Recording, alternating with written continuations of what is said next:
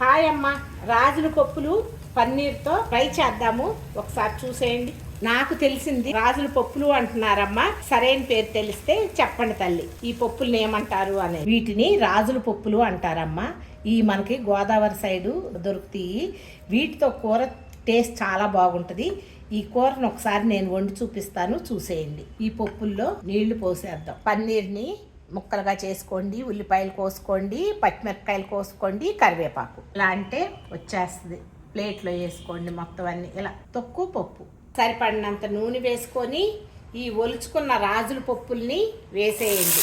చూడండి, light brown కలర్లో వేగినాయి కదా, వీటిని తీసేద్దాం. కట్ చేసి పెట్టుకున్న పన్నీర్ని వేసి అవి కూడా లైట్ బ్రౌన్ కలర్ వచ్చే వరకు వేసి, ఇలా బ్రౌన్ కలర్లో వచ్చినాయి కదా, వీటిని కూడా తీసేద్దాం. జీలకర్ర, ఆవాలు, శనగపప్పు, మినపప్పు, అల్లం వెల్లుల్లి పేస్ట్, పై ముక్కలు, కరివేపాకు వేసేయండి.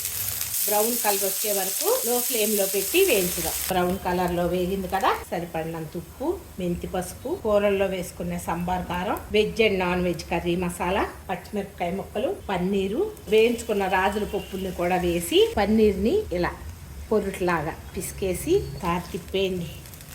2 minutes హై మీద పెట్టి దగ్గర ఉండి వేయించేయండి అమ్మ. ఇలా ఒక్కసారి ట్రై చేసి చూడండి అమ్మ.